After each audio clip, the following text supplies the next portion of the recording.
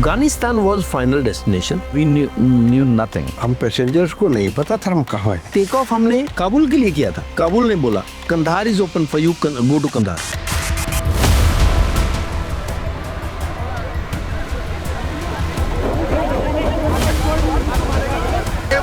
Mahbubani or other MPs were there in that plane, what would have there been action? 45 घंटे से हवाई जहाज भी बैंड किया, आज इस वक्त क्या सोच रहे हो? हमारे लिए हमारा इस स्थान क्या है? It is their responsibility also to give a call to us. अरे हम भाई को फोटो थोड़ा के जमाने आए हैं। As you know, the aircraft is now at Kandahar. So I thought that we are in Kabul. लेकिन हम कंधार उतरे थे। कंधार में बाहर कबालियों ने घेर रखा था जहाज, बाहर भी टेररिस्ट है, अंदर भी टेररिस्ट है। किसी तरह लोग अपने आप को सरवाइव कर रहे थे।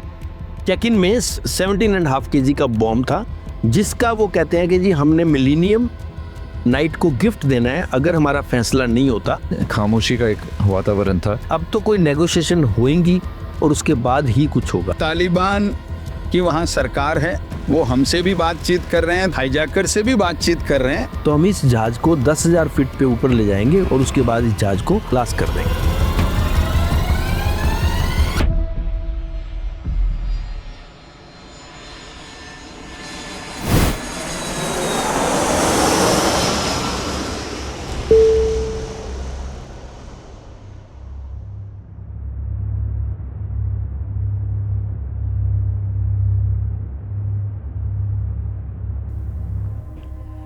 दुबई इस पूरी कहानी का आखिरी पड़ाव हो सकता था।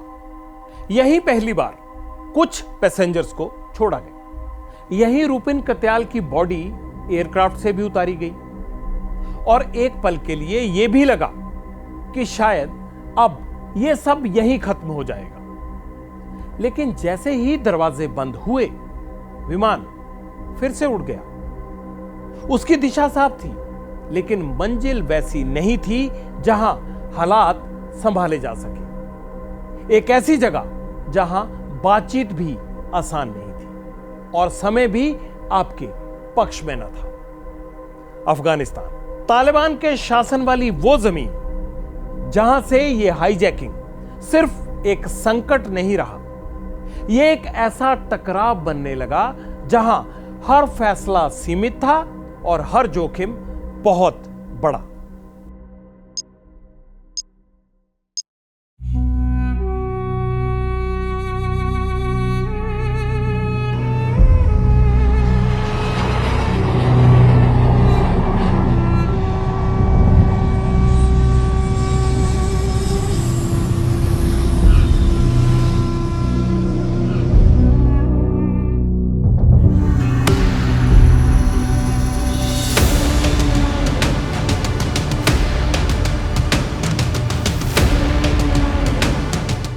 लैंडिंग होने के बाद एक ओपन जीप के अंदर, जिनको हम कबाली बोलते हैं, रॉकेट लॉन्चर्स 506 के पास गाड़ी में बैठे थे। वो गाड़ी आई तो इन्होंने ऐसे अंदर से हाथ हिलाया, इन्होंने भी हाथ हिलाया। तो आप किसी की आंखों से बता सकते हो कि ये बड़े खुश हैं कि भी इन्हीं के जानने वाले हैं या जो भी है। तो उन्होंने बोला कि आप पीछे जाके पैसेंजर्स के साथ बैठ जाइए। हम भी सारे इकॉनमी में बैठे थे पैसेंजर्स के साथ।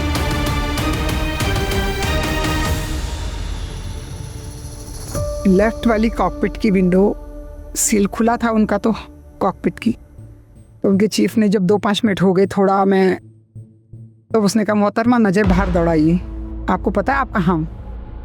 तब तक हमको किसी को नहीं तका कस। मैंने जैसे ही सर बाहर नज़र दौड़ाई तो मेरे पूरे शरीर में सिरन। मैंने कहा सर हम तालिबानियों के पीछे हैं? कहने लगा जी हाँ, हम लोग कंधार में हैं।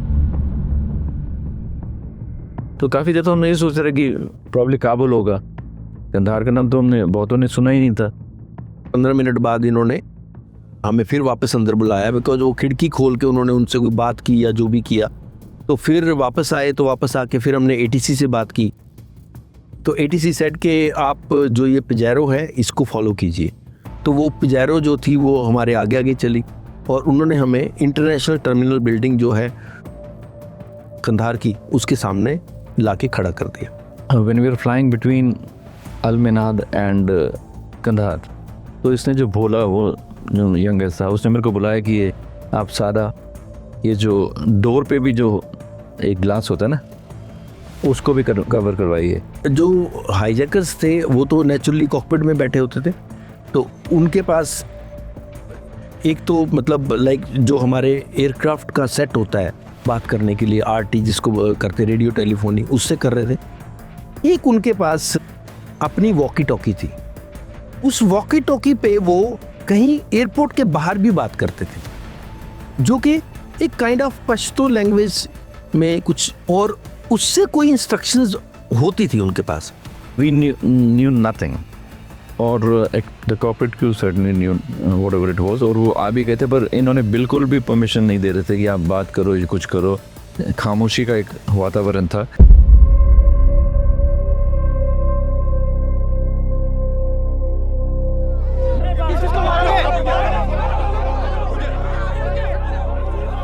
The aircraft is now at Kandahar in Afghanistan. We are in touch with the authorities in Kandahar, and the authorities in Kandahar have informed us that they will provide all humanitarian assistance. Food and water has been made available to the aircraft. हमने request की ATC को कि आप कुछ खाने पीने का हमारे लिए भेजिए, तो उन्होंने थोड़ा बहुत सामान फ्रूट वगैरह लाना शुरू किया। कुछ समय बाद एग्जैक्टली मुझे याद नहीं कि कितना वो था, उन्होंने चाय और बिस्किट्स आए, तो उसकी जो कटलरी थी उसके ऊपर लिखा था specially packed for Ariana Afghan airlines. तो that's how we got to know कि इसका कोई ना कोई कनेक्शन है। उनमें एक आदमी था जिसका नाम बलगत, वो हमसे कम्युनिकेट करता था और मेरे को सर बोलता था, गुड मॉर्निंग सर। मैंने good morning, I hope you had good sleep. मैंने कहा how can I sleep in this atmosphere. नहीं ना, जैसे सोइए, सुकून से सोइए आप। तो उन्होंने सुकून बोला, तो मैंने कहा ये सुकून जो वर्ड है, it's Urdu word, it can not be Hindustani, it has to come from Pakistan. तो फिर मैंने उसको बोला ये पाकिस्तानी है।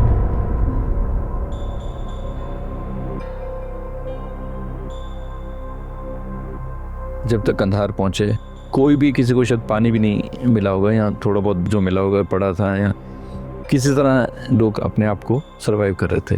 तो जैसे ही हम तो सोच रहे थे कि जाते ही कोई ना कोई एक्शन हो जाएगा और लैंड करने के बाद कोई फैसला हो जाएगा, बट वो तो अभी कोई चांस ही नहीं था उसका।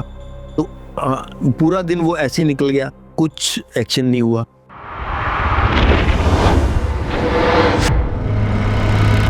दो दिन तक तो हम पैसेंजर्स को नहीं पता था हम कहाँ हैं।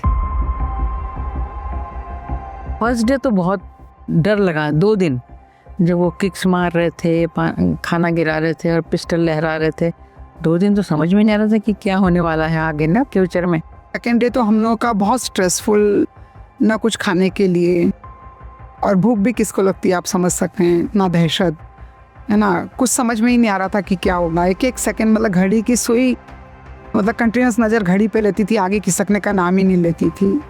वो जो पेशेंट हो गया था, अब उसके बाद कई पैसेंजर्स परेशान होने लगे, किसी को खुजली हो रही है, किसी को एंग्जाइटी हो रही है, तो मेरे को बोलते थे जाके उधर देखो। तो मैं गया, फिर मैंने फर्स्ट एड बॉक्स देखा, वहाँ ले गए, वहाँ जो दवाइयाँ थी तो थोड़ी बहुत थी जो वो फिर मैं दे देता था। बीच में इन लोगों ने कुछ नहीं मंगवाया। I mean, we ran short of water, there was no food, and उसके बाद जब सेकेंड डे जब वो शुरू हुआ, तब इन्होंने फिर धीरे धीरे करके थोड़ा करा। 2-3 दिन के बाद फिर रिकनसाइल हो गए कि अब कुछ तो कर नहीं सकते, तो बैठ करके शांति से देखते हैं कि क्या करेंगे ये हमारा ना। ये डर तो लगता है शुरू में, क्योंकि बेटी भी थी मेरे साथ में, तो उसका भी डर लगता है कि पता नहीं किस तरह का बिहेव करेंगे, कैसी मौत होगी हमारी।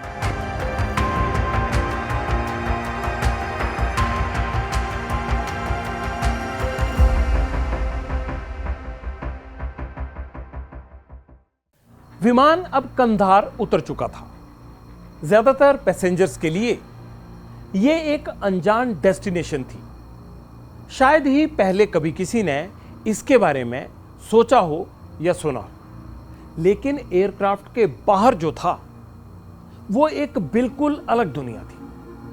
वहां तालिबान का राज था और जैसे जैसे रात बढ़ी, एयरक्राफ्ट के अंदर बैठे लोगों को यह समझ आने लगा कि वो अब एक ऐसी जगह पर हैं जहां नियम अलग हैं और फैसले भी।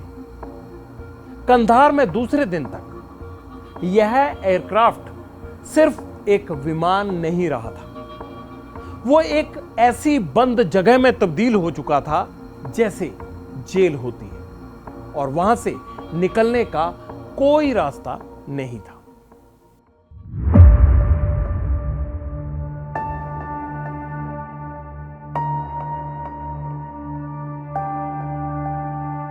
पूरी रात नहीं सोया कोई भी, सारी रात नहीं गुजरी है, चिंता के मारे। ये हो रही है भगवान तुम सबका भला करा, सबके बच्चे बच्चा अपने घर आवे। We are here at the airport not because we are getting the latest information. We are getting it from the TV. Since yesterday, there were two officials came from Indian Airlines saying that everything will be safe. They are fine only, like that. They have sent them, and after those two persons, there's no call till now from Indian Airlines saying that they are safe. This is what happening. This is what happening. They are thinking we are getting all information from TV, but it is their responsibility also to give a call to us saying that they are fine. जो meetings हो रही हैं हमें उसके बारे में कुछ नहीं बताया जा रहा, ना टीवी मीडिया को बताया जा रहा है कुछ कि अंदर क्या डिसाइड किया है, क्या डिस्कशन किया है, कोई जा रहा है कंधार नहीं जा रहा है। But for 48 hours they are human beings out there. I mean they should be slightly more human towards us now. Time for the next meeting and the time for the next one. That all they've been able to decide, that's the truth. That when is the next meeting going to be held and when is the next meeting after that going to be held.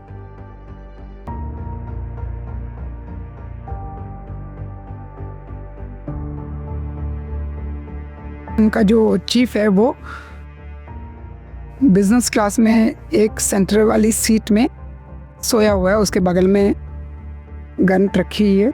तो मैं आते जाते उसको 2 बार मैं उसके बाद गई, तीसरी बार मेरे को लगा कि क्यों ना मैं गन उठा के इसके कनपट्टी में रखूं और कहूं कि हम सबको छोड़।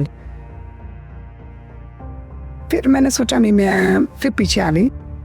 मैंने सोचा मेरा एक डिसीजन सबकी जान न ले लूं। They were trying to alternate between horror and humor. थोड़ा सा आपको ढील देते थे ताकि आपको लगे नहीं हाँ अभी तो ठीक है, ये है। अपनी दास्तान सुनाते थे कि हमारे बड़े कश्मीरी भाई फंसे हुए हैं, उनकी लाशें पड़ी हैं। ऐसे धीरे धीरे करके they were sort of हमसे शेयर कर रहे थे या हमारे को ब्रॉडकास्ट कर रहे थे कि ये मसला है। सुबह मेरे को वो नवाज बेटा हूँ, मैं जोर से चिल्लाई, मैंने कहा come on if you want to kill you start from me. तो दे नेवर वांटेड दैट। दौड़ते हुए आए, वो कॉकपिट में ले गए सर, कॉकपिट में ले गए। उन्होंने मेरा हाथ वाथ सहलाए, पैर सहलाए, एक घूंट पानी दिया। इन लोगों ने, अब ये था कि वहाँ पे कंधार में दिन में बहुत गर्मी होती थी, डेजर्ट है, उस समय एसी का टेम्परेचर बढ़ा देते थे और गर्म, और रात में जब ठंडा होता था तो एसी का टेम्परेचर कम कर देते कि जिससे इन लोगों को ठंड लगी, शिवरिंग होती थी। टॉर्चर तो बहुत ज़्यादा किया, वो जानबूझकर ऐसा करते, जानबूझ के किया तो हाईजैकर्स ने कि आप लोगों की गवर्नमेंट कुछ नहीं कर रही है, हम आप लोगों के साथ ऐसा करेंगे।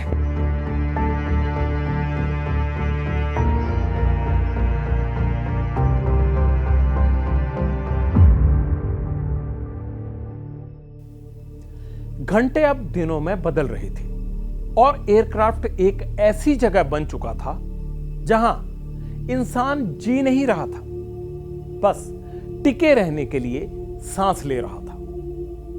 दिन में रेगिस्तान की तपिश और रात में हड्डियां जमा देने वाली ठंड। लेकिन सबसे बड़ा संकट क्या था?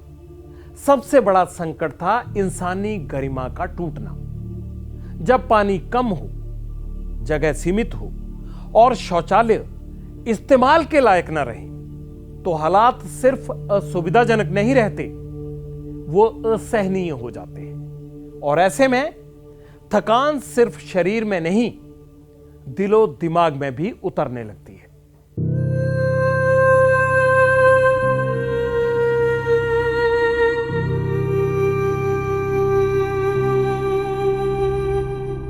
बहुत ज़्यादा लोग परेशान थे और आप ये लगा लो कि लोगों ने खाना पीना बंद कर दिया क्योंकि टॉयलेट्स सफाई हुई नहीं थी, टॉयलेट्स फुल थे। कह रहे टॉयलेट्स ओवरफ्लो हो गए थे, साफ तो हुए नहीं। तो बोले बिल्कुल वैसे उसमें से निकल के सब बाहर आ रहा था। कहते जो पीछे की सीट वाले तो बिल्कुल वो कहते कि एक तरह से था कि जैसे हम सोचते थे कि नर्क में जाओगे तो ये होगा, ऐसा होगा, वो वाली चीज़ थी। मतलब हम लोगों ने जो कर्टन्स होते हैं प्लेन के, उनको निकाल के और डैम करा हुआ था ताकि आयल में न फ्लो करे सारा। दूसरे तीसरे दिन तो मतलब कोई टॉयलेट में जाता था तो उसके कपड़ों से स्मेल आती रहती थी 15-20 मिनट। तो उस टाइप उसमें बैठना, और जो लेडीज थी उनके साथ तो बहुत ही प्रॉब्लम थी। स्मेल आती थी। वो आए वहाँ से, कुछ उनके स्वीपर्स आए क्लीन कर दें, उनसे हुआ ही नहीं, चले गए। वो वैसे ओवरफ्लो होता रहा। लोगों ने जाना ही बंद कर दिया टॉयलेट्स में, खाना पीना बंद कर दिया। डेफिनेटली बैठे बैठे लोगों की जो एक तरह की टांगें हैं वो दुखनी शुरू हो गई।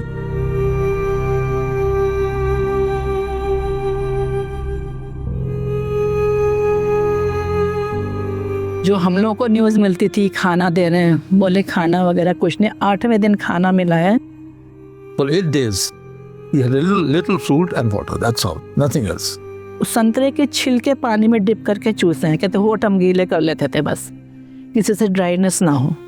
खाना आता था, हमको नहीं पता कहाँ से आ रहा है क्या है, तो मैं और मेरे साथ वाला था, हम एक खाना शेयर करते थे, एक रख देते थे।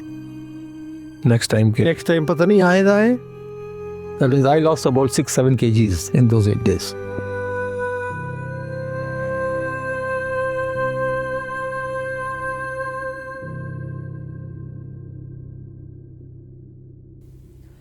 कंधार में खड़े उस विमान के अंदर एक नया डर फैलना शुरू हुआ, लाल बैग का डर। किसी ने कान में फुसफुसाकर कहा, इसमें एक्सप्लोसिव हो सकता है, और धीरे धीरे यह बात पूरे केबिन में फैल गई। अब डर सिर्फ हाईजैकर्स से नहीं था, डर अब यह भी था कि कहीं एक पल में सब कुछ खत्म ना हो जाए। और जब यह डर बैठ गया तो हर आवाज, हर हरकत एक धमाके की तरह कान में गूंजने लगी। गोरा बारूद कितना गया काठमांडू में, वो कोई वो बात भी कंफर्म नहीं है ना। काठमांडू में गया या दुबई में गया?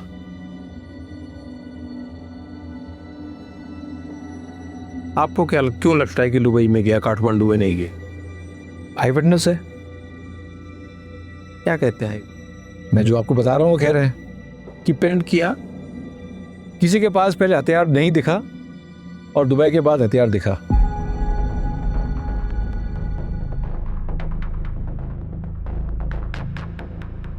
जो मेरे को बताया गया, जो बाद में वो लोग जो वहाँ पर पायलट थे या जो भी था, तो उन्होंने बताया कि वो उस बैग को उतारने के लिए कोई तैयार नहीं था। तो फाइनली कंधार एयरपोर्ट के ऊपर ही रात को ये पांचों के पांचों हाईजैकर्स ये भी वहीं थे और हमारी टीम जो थी वो भी वहीं पर थी, और इन्हीं को बुला के वो आइडेंटिफाई कराया गया कि कौन सा बैग है वो जो आप बार बार कह रहे हो। तो वो कार्गो होल्ड में से, बल्क होल्ड में से वो बैग निकाला गया। तो जो मेरे को ये बात बोलते हैं वो मैंने देखा नहीं है, मैंने सिर्फ सुना है कि उसको एयरपोर्ट के बाहर ले जाके उसको डिफ्यूज किया गया, या वो तो ये भी कहते हैं कि बहुत जोर से आवाज़ आई थी तो उसको इन्होंने एक तरह का बम को ब्लास्ट किया है। उसके पहले जो इंडियन एयरलाइंस की विमान का अपहरण हुआ है और वो विमान दुबई गई है शायद 84 में, उसमें भी ऐसी घटना हुई थी। सब कुछ खामोश था आसपास, कोई भी चीज़ जो होती थी वो ट्रबल करती थी तुम्हें। यू नो, अब सडनली आवाज़ें ठक ठक ठक की आवाज़ शुरू हुई तो यू स्टार्ट वंडरिंग मैं नहीं कह रहा कि उन्होंने हथियार दिए, मैं इतना कह रहा हूँ कि भारत के राजदूत या अन्य कॉन्सुलेट के अधिकारी को परमिशन नहीं दी गई विमान पहुँचने की, अन्य देश के अधिकारियों को परमिशन दी गई विमान पहुँचने की। उस देश के अधिकारियों ने हथियार पहुँचाए या दुबई वालों ने स्वयं हथियार पहुँचाए, ये मैं कह नहीं सकता, लेकिन दुबई के बाद हथियार जो पहले दिख नहीं रहे थे पैसेंजर्स को, उसके बाद दिखे हैं।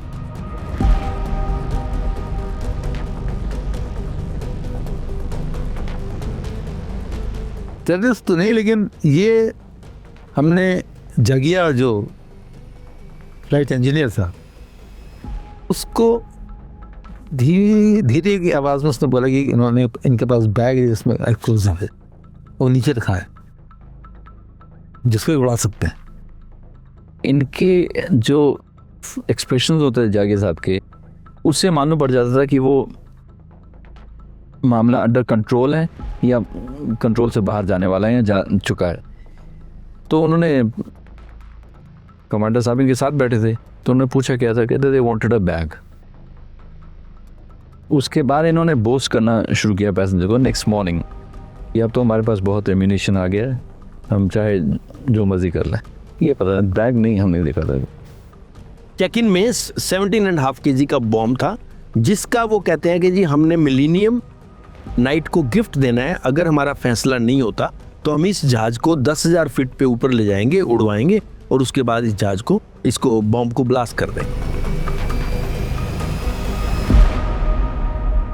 You see, the Taliban foreign minister has gone on record saying that they will storm the aircraft if they hear any noise of any passenger or any shooting inside it. And that naturally gives a reassurance that our people are safe there.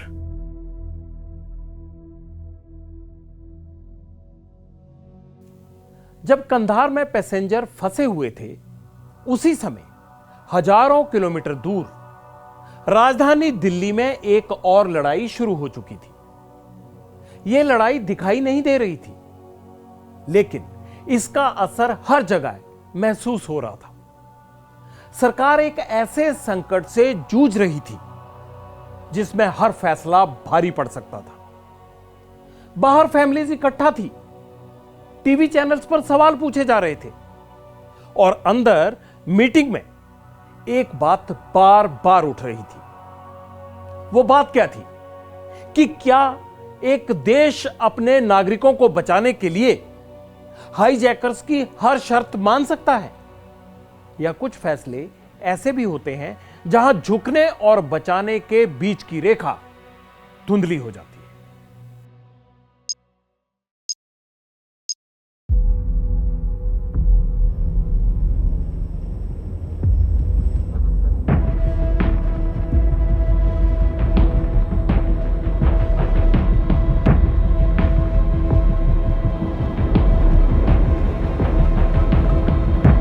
दूसरे दिन red cross के जहाज आया एक, हमें लगा कि आज कुछ बात स्टार्ट होगी, पर वो तो भी नहीं हुई।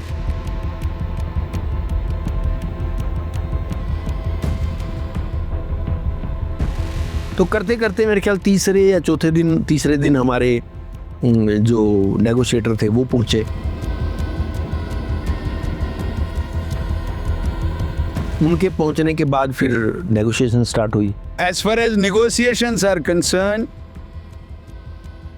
we are taking the demands in totality. We are not counting either the numbers of demands or the number of people whose released is asked.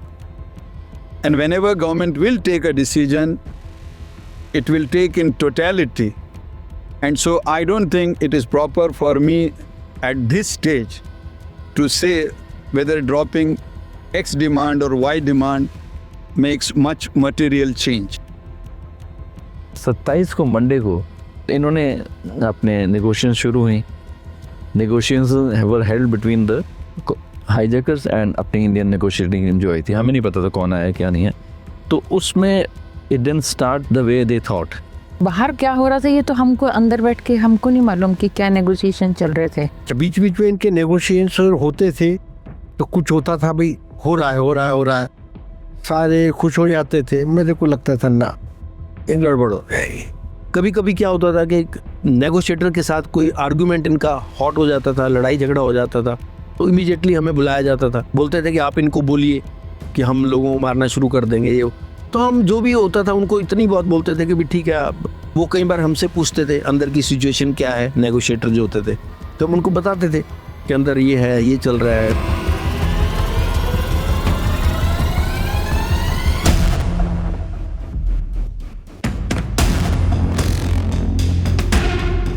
Foreign Minister of the Taliban is also the corps commander at Kandahar, are engaged with facilitating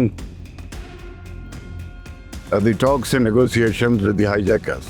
This is the first time the Indian government has admitted that the Taliban is holding parallel negotiations with the hijackers.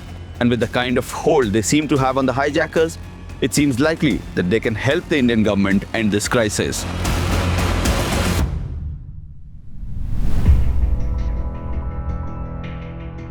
देखिए, hijacking crisis के कई वो हैं पहलू। पहली तो बात यह है कि उनके हाईजैकर्स के साथ बात है, किसी भी लेवल पे कहीं भी बात हो नहीं सकी। गुस्सा था कि कई जगह हम कुछ और कर सकते थे, नहीं हुआ। भाई हम तो ये बोलते हैं कि ऑपरेशन हो जाना चाहिए था। 2, 4, 5, 10, 12 हमारे से कैजुअलिटी होती, लेकिन उस टाइम अटैक हो जाना चाहिए था। बात तो हम करता, उस पर सोच विचार हुआ। यहाँ से सोचा गया कि अपने अफसर भेजे जाए यहाँ से, ये बातचीत कर सकते हैं, इंटरवेन कर सकते हैं। और ये MHC कमांडो गए जैसे, और उसका टाइम नहीं था। जो मुझे जानकारी है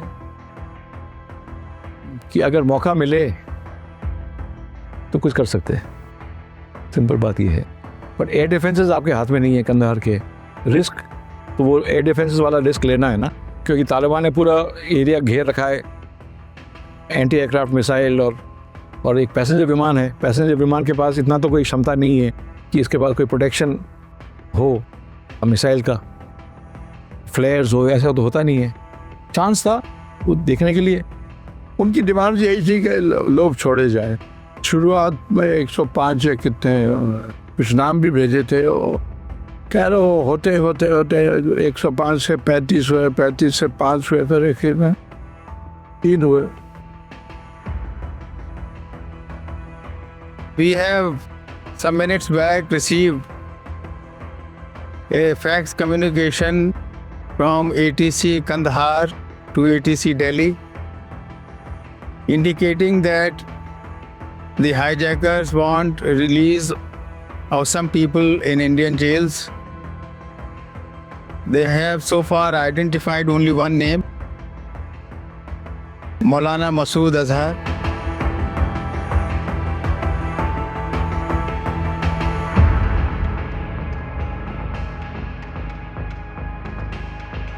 मेरी ज़्यादा बात कंधार में डोल साहब से होती थी, क्योंकि डोल साहब ही वहाँ से फ़ोन करते थे ज़्यादातर, बजाय साहिब साहब की डोल साहब बात करते थे। और वो कहते थे कोई ऐसा है।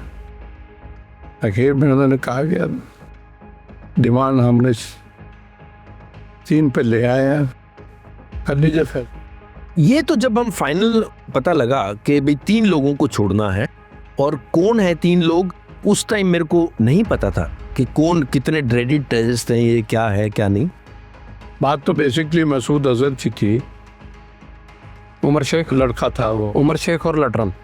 उमर शेख लटरम का जो थोड़ा ट्रिकी मामला था कि कश्मीरी था वो, ठीक है। वो खाली उसके बारे में बोलते थे, मसूद अजहर के बारे में, कि वो हमारे गुरु हैं, फलाना ढिमका, ऐसे बोलते थे। उन्होंने कभी किसी को नहीं मारा वगैरह वगैरह। उनके साथ ऐसा जुल्म हो रहा है, इसलिए हम कर रहे हैं। मतलब मसूद अजहर है, वो हाईजैकर था, जिसका नाम चीफ था, उसका बड़ा भाई है। उतना मेरे को सिर्फ पता था उस टाइम, बाकी 2 के बारे में कुछ नहीं पता था। क्योंकि बार बार जब बात चलती थी उनसे, कोई बात होती थी कि आप किसको छुड़वाना चाहते हो ये वो, तो तब उसने कई बार 1-2 बार बोला कि मेरे भाई को इन्होंने इतने सालों से अंदर कर रखा है और कोई केस नहीं है, वो सब बातें उससे होती रहती थी।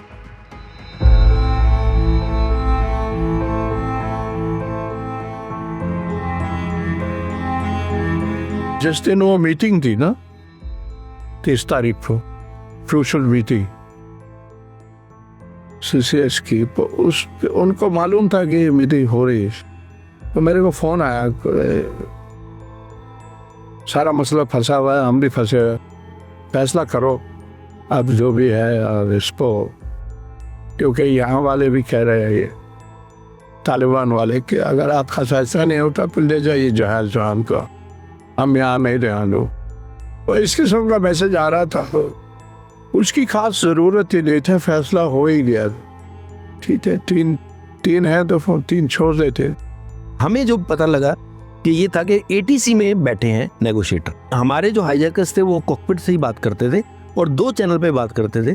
एक तो हमारा जो एयरक्राफ्ट का चैनल था, एक उनके पास अपनी प्राइवेट वॉकी टॉकी थी, उस पर बात करते थे। तो क्या क्राइसिस मैनेजमेंट ग्रुप को भी पॉलिटिकल लीडरशिप से क्लियरेंस लेनी पड़ती है ऐसी सिचुएशन?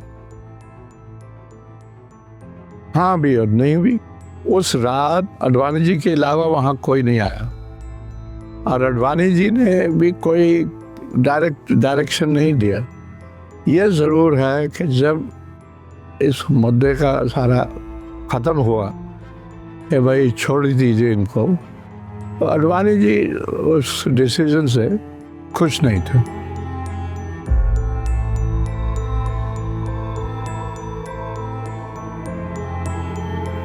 बंधक यात्रियों को छुड़ाने का संकट गहराता गया और इस बीच दिल्ली में बातचीत का दौर एक और दीवार से जा टकराया।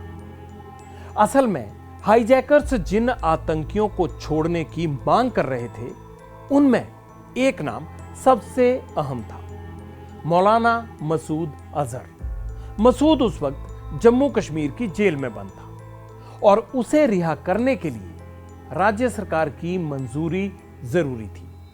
इसलिए दिल्ली को जाना पड़ा जम्मू कश्मीर के चीफ मिनिस्टर के पास।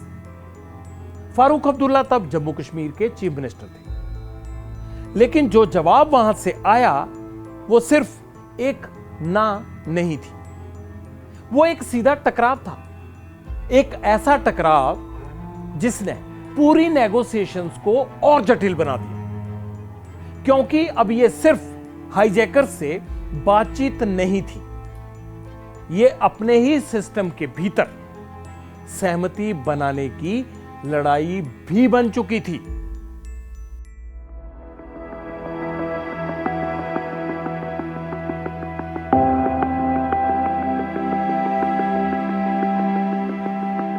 प्रोसेस को एक्सिक्यूट करने में सडनली किसी को ख्याल आया वहीं जब मीटिंग खत्म हुई, तो आपस में जब बातचीत हो रही थी कि भाई 2 में से 2 तो ये कश्मीर में, तो इसमें चीफ मिनिस्टर की ओके चाहिए। जनाब, ये खबर तो काफ़ी मीडिया में आ गई थी कि जहाज़ हाईजैक हो गया है। जसवंत सिंह जी कह लगे कौन जाएगा, कौन बात करेगा फारूक से, तो ब्रिजेश में इधर उधर देख के कहा ये जाएगा।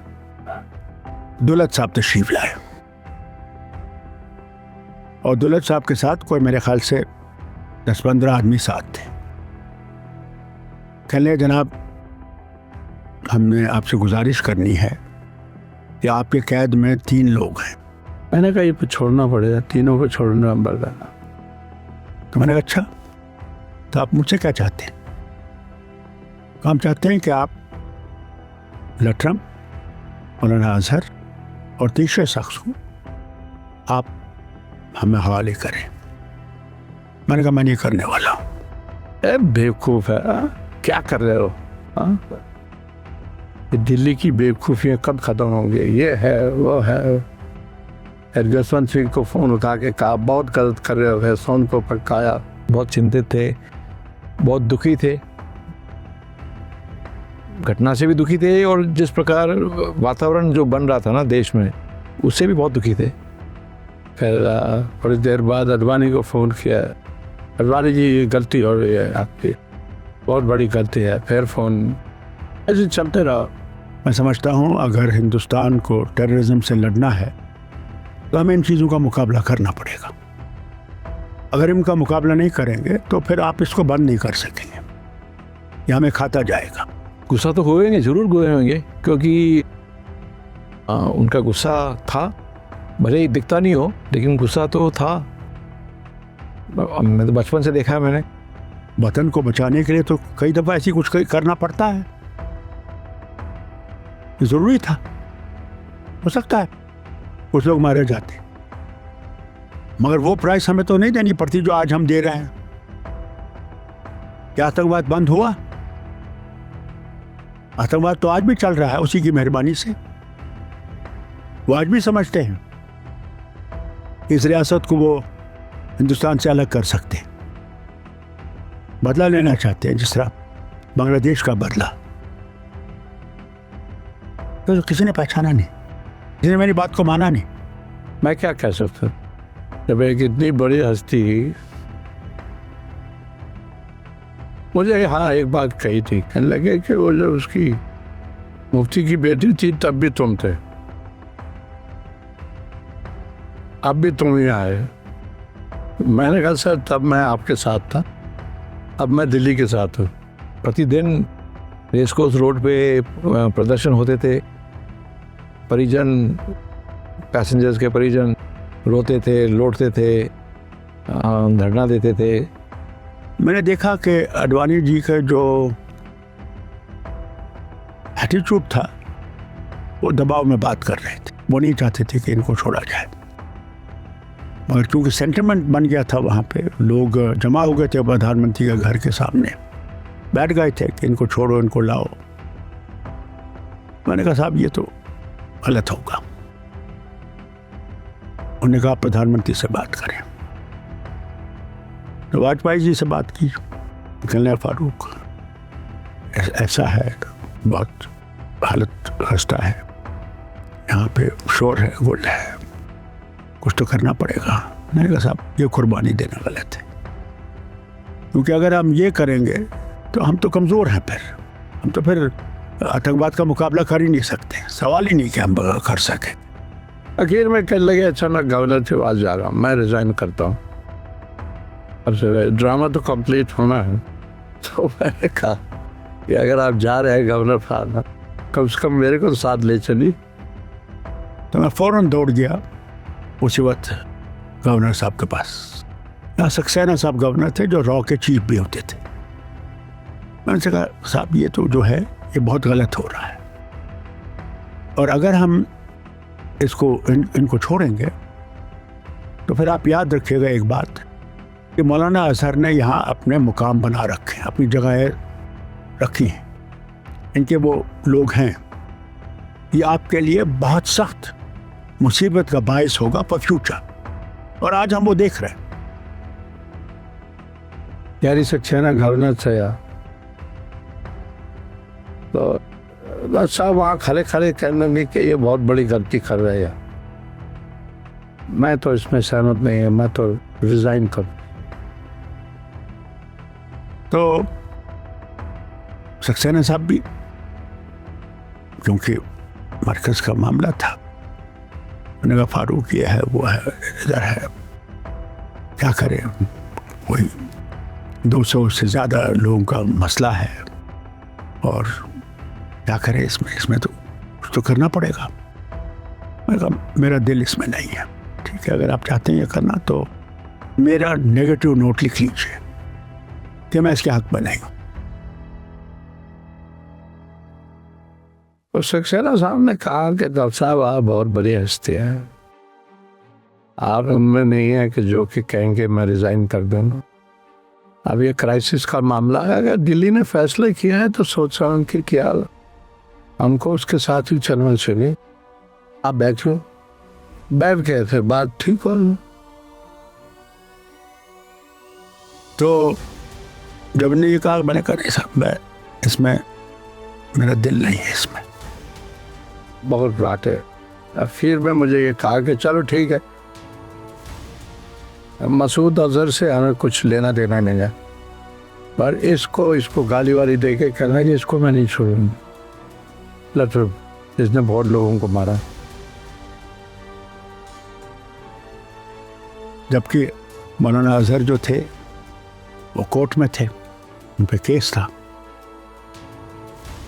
कैसे उन्हें किया मैं नहीं जानता, मैंने जहाज़ लाया था इन्हें अपना, उसको ले गए, ट्रम्प को ले गए और तीसरे को ले गए और कंधार पहुंचाया। मैंने देखा कि ये मौलाना दाढ़ी तो रखता है और बहुत किसियानी मुस्कुराहट से देख रहा था। आप वो आखिरी आईपीएस ऑफिसर हैं मेरा ख्याल, जिन्होंने उसको भारत छोड़ने से पहले आपके साथ सफ़र किया। आपकी इच्छा नहीं हुई कि इसको कम से कम 2 घड़ी ये तो बोलूं कि ये क्या करतूत है तुम्हारी? नहीं, हमारे धंधे में ये काम नहीं होते। मैंने ना उसको देखा ना उसने मेरे को देखा। बाहर से तो तस्बीह फेरता था, अंदर से वो बहुत घिनौना और डेंजरस आदमी था।